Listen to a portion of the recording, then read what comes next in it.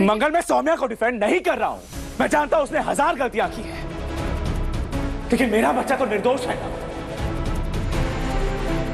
मंगल, वो मेरा बच्चा है। तुम्हें समझदारी दिखानी चाहिए थी। क्यों उकसाया तुमने उसे? पर अगर तुम इस अग्रीमेंट पर साइन कर दोगी ना, तो मैं तुम्हारी जान से भी प्यारी जो फैमिली है ना, उन्हें उनका घर बाइज्जत वापस कर दूंगी। I promise. तुम्हें अपने फैमिली से हमेशा हमेशा के लिए सारे रिश्ते तोड़ने होंगे मंगल। डॉक्टर्स ने कहा है कि बच्चे की हालत बिगड़ सकती है। मंगल, अगर मेरे बच्चे को कुछ हुआ ना, तो मैं तुम्हें कभी माफ नहीं करूंगा।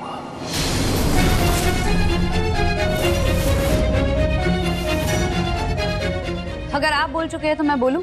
सौम्या ने आपसे क्या कहा है वो मुझे नहीं पता, लेकिन मैंने जो सौम्या से कहा है वो मैं आपको बता देती हूँ। मैं सौम्या को कह के आई हूँ कि अगर वो मेरे परिवार को नुकसान पहुंचाने की कोशिश करेगी तो मैं भी चुप नहीं बैठूंगी। अपने परिवार को बचाने के लिए मैं किसी भी हद तक जा सकती हूँ, और ये बात मैं एक बार क्या 100 बार कह सकती हूँ। मैंने कुछ गलत नहीं किया है, मुझे किसी का डर नहीं। और जब बात पूरी ना पता हो तो किसी पर इल्जाम नहीं लगाना चाहिए। सौम्या किस हद तक जा सकती है ये आप अच्छे से जानते हैं। उसने क्या क्या किया है हमारे परिवार के साथ, ये आप अपनी आंखों से अच्छे से देख चुके हैं। उसके बाद भी आप उसकी बातों में आ रहे हैं, उस पर विश्वास कर रहे हैं। मैं क्या ही कह सकती हूँ, इसमें आपकी गलती है।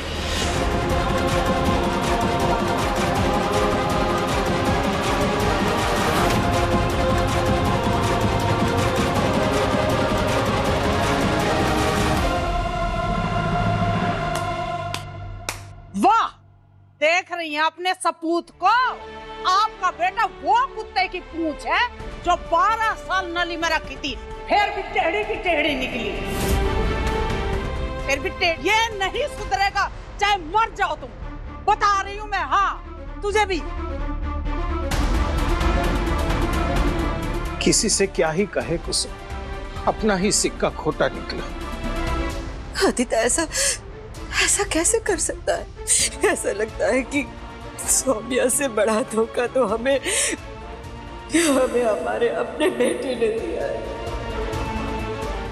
ये सौम्या आप क्या नया खेल खेल रही है?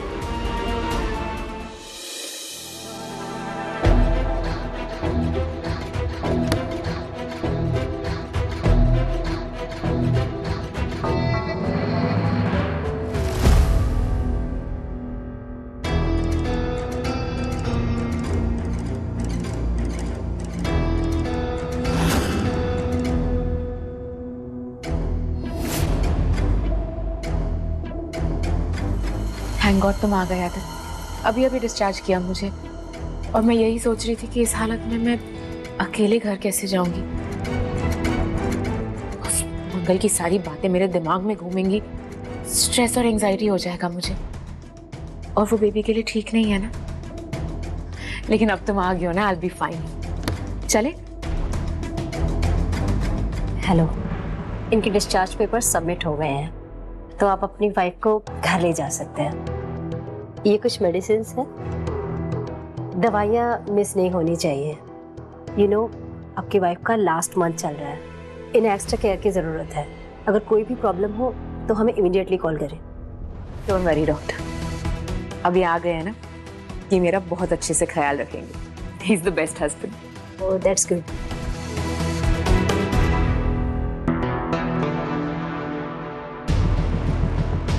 अब तो आदित्य मुझे अकेला छोड़कर उस मंगल और अपनी फैमिली के पास कभी नहीं जाएगा। बच्चे के नाम का ब्लैकमेल हमेशा काम करता है।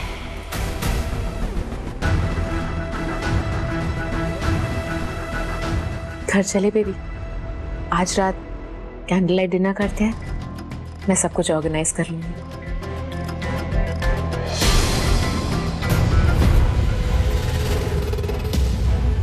क्या हुआ? मैं तुम्हारे साथ नहीं आ रहा हूं सौम्या। क्या? मेरे साथ नहीं आ रहे हो? क्या मतलब है? तुम मंगल के पास जा रहे हो?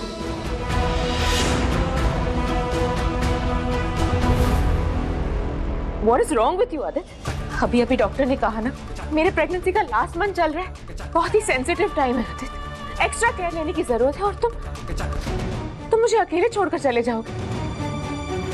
ये बच्चा मेरे अकेले का नहीं है आदित्य, तुम उसके बाप हो।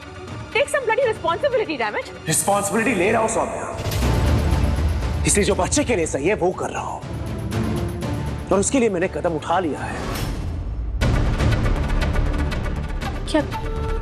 क्या कदम?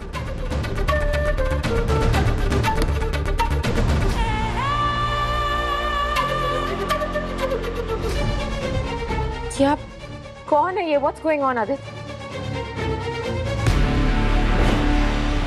अक्षत के पापा।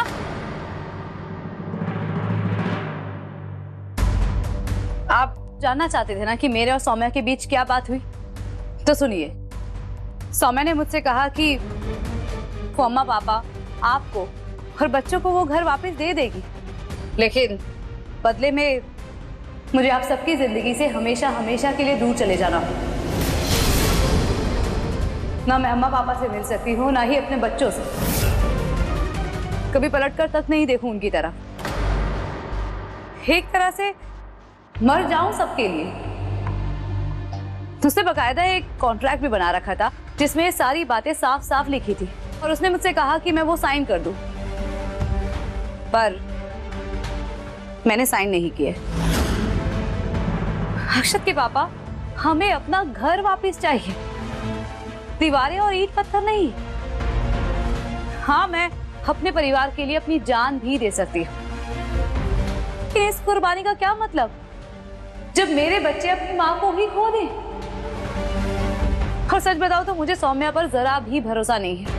मेरे साइन करने के बाद भी वो आप सबसे सब कुछ छीन सकती है, अम्मा पापा और बच्चों को परेशान कर सकती है। पहले भी किया ही है ना। सौम्या, इन लोगों को क्यों बुलाया तुमने? ये तुम्हारी क्या नई चाल है? क्या करना चाहती हो तुम हमारे साथ? हाँ? मैं तो तुम्हारी चाल समझ ही रही हूँ। हमें भटका कर बहू पर दबाव डालोगी। हमने कहा छोड़ो हमें। पागल हो गई हो क्या?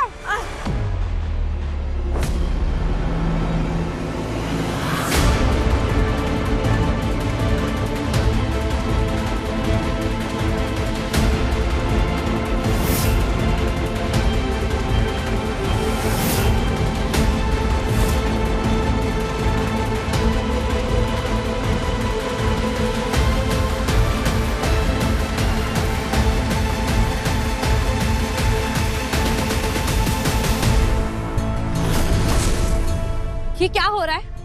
कर क्या रहे हैं आप लोग यहाँ? अरे इनकी उम्र का लिहाज तो कीजिए कम से कम। लिहाज और इनका? अरे गुस्सा तो इनके सिर पे चढ़ा रहता है। पता नहीं घर में बहू के साथ कैसे सुलूक करती होगी। हमने कुछ नहीं किया है, इस सौम्या ने हमें फंसाया है। औरत के नाम पे धब्बा है ये। अम्मा, आप शांत हो जाइए, आप ऐसे बात मत कीजिए, मैं बात करती हूँ इनसे। बेटा तुम इन्हें समझाओ, ये लोग हम पर गलत इल्जाम लगा रहे हैं। नहीं, देख रहे हैं आप लोग कितने गुस्से है ये। ऐसे ही दिन भर ये दोनों खरी खोटी सुनाते रहते हैं मुझे।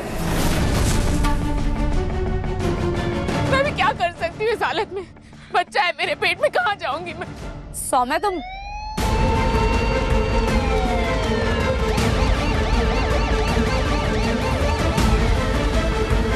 इंस्पेक्टर साहब, ये औरत सास है सौम्या की, और हमने इसकी कंप्लेन करवाई थी। हमने खुद अपनी आंखों से देखा इसे अपनी प्रेग्नेंट बहू पर जुल्म करते हुए।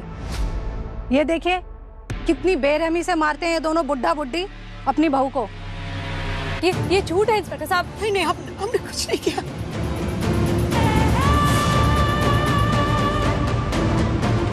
और इंस्पेक्टर साहब, इतनी जोर से इस औरत ने मुझे धक्का मारा कि मैं नीचे गिर पड़ी। नहीं, हमने किसी को कोई धक्का नहीं मारा। झूठ मत बोलिए, आप सबने देखा है ना इन्हें धक्का मारते हुए? बताइए इंस्पेक्टर साहब को। हमने देखा है इन्हें धक्का मारते हुए। पकड़ो, ले चलो थाने। नहीं इंस्पेक्टर साहब, नहीं मैडम, हथकड़ी मत लगाइए। देखिए अम्मा ने कुछ नहीं किया है, मैं आपको बताती हूँ सब। मंगल, ये लोग कुसुम को फंसा रहे हैं। अरे अंकल, आप भी जेल जाएंगे, पकड़ लो इनको भी। नहीं इंस्पेक्टर साहब, आप पापा को नहीं ले जा सकते, अम्मा के साथ आप ऐसा नहीं कर सकते। अरे बरसों से हम इस मोहल्ले में रह रहे हैं, पूरा मोहल्ला जानता है कि पापा और अम्मा एक बहुत ही सभ्य शरीफ लोग हैं। हाँ मैडम, अक्सर शरीफ लोग ही बदमाश निकलते हैं। चलो देखिए, आप मेरी बात सुनिए, अम्मा ने कुछ नहीं किया है, सौम्या ने अम्मा को घर से बाहर निकाला है। मैडम जो भी बोलना हो पुलिस स्टेशन में आके बोलना। चलो। आप इन्हें नहीं ले जा सकते, अब अम्मा के साथ बहुत गलत करी, इन्होंने कुछ नहीं किया।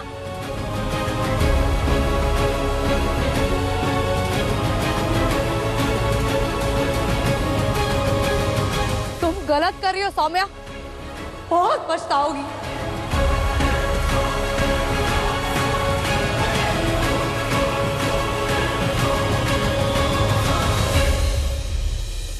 ये सरासर नाइंसाफी है सर। आप मेरे बुजुर्ग माँ बाप को ऐसे अरेस्ट कैसे कर सकते हैं? इन्होंने कुछ नहीं किया है सर। ये सारे कंप्लेन, एफआईआर, ये सब बेसलेस है। प्लीज इन्हें छोड़ दीजिए। तुम हमें कानून सिखाओगे? डोमेस्टिक वायलेंस का केस है, इतनी आसानी से बेल नहीं मिलेगा। ये तुम्हारी दूसरी बीवी ने कंप्लेन करवाई है ना इनके खिलाफ? पहली बीवी भी इनके जुल्म से डरकर छोड़कर भागी होगी, क्यों? नहीं इंस्पेक्टर साहब, ऐसा नहीं है, मैं हूँ इनकी पहली पत्नी। दूसरी पत्नी ने कंप्लेन किया है और पहली पत्नी को दबाव देकर यहाँ लेके आए और थाने में गवाही देने के लिए। देखिए, हमारे पर्सनल लाइफ के बारे में आप प्लीज कुछ मत बोलिए। एक तो औरत पर हाथ उठाते हो, ऊपर से हमारे ही थाने में आके हमें ही कानून सिखा रहे हो। तुम्हें भी डाल दे तुम्हारे माँ बाप के साथ अंदर। नहीं मैडम, अम्मा और पापा ने ऐसा कुछ नहीं किया है सौम्या के साथ। इनकी तबीयत भी ठीक नहीं है। अगर इनकी तबीयत को कुछ हो गया ना इंस्पेक्टर साहब, तो इसकी जिम्मेदारी आपकी होगी। और अभी तो इनका जुर्म भी साबित नहीं हुआ है। आप ऐसे सीधे सीधे अरेस्ट नहीं कर सकते हैं। अरे कम से कम आप इनकी उम्र का लिहाज तो कीजिए, इंसानियत के नाते ही सही। ये इंसान नहीं, हैवान है ये लोग। देखिए इंस्पेक्टर साहब, मैं जानती हूँ कि कुछ औरतें सच में घरेलू हिंसा का शिकार होती हैं और उन्हें नहीं सहना चाहिए किसी का जुर्म। उन्हें पुलिस में कंप्लेंट करवानी ही चाहिए। मैं खुद ऐसी औरतों का साथ देती हूँ। लेकिन यहाँ अम्मा ने सौम्या के साथ ऐसा कुछ भी नहीं किया है। इन्होंने कोई गलत बर्ताव नहीं किया उनके साथ, बल्कि ये तो उसका पूरा ध्यान रखती थी। मैं खुद 15 साल इनकी बहू रही हूँ। इन्होंने अपनी बेटी बनाकर रखा है मुझे पूरे सम्मान के साथ। मेरी शादी टूटने के बाद भी इन्होंने मुझसे वैसे ही प्यार रखा जैसे मुझसे पहले करती थी। सास के नाम पर इन्हें एक बुरी औरत मत समझिए। सास भी माँ होती है और मेरी अम्मा तो एक गर्भवती महिला के ऊपर हाथ उठा ही नहीं सकती। इंस्पेक्टर साहब, आप सौम्या के बारे में तो पता कीजिए। उसने गैर कानूनी तरीके से इनका मकान अपने नाम पर करवा लिया और इन्हें इनके ही घर से बाहर निकाल दिया। और अब इन पर एक झूठा केस बनाकर इन्हें जेल के अंदर डलवाना चाहती है। गुनहगार तो वो है हमारी, हमें उस पर केस करना चाहिए। देखिए इंस्पेक्टर साहब, आप हमें हमारे वकील से बात करने दीजिए, उसके बाद ही आप अपनी आगे की कार्रवाई कीजिए। ये मेरी दरखास्त है आपसे।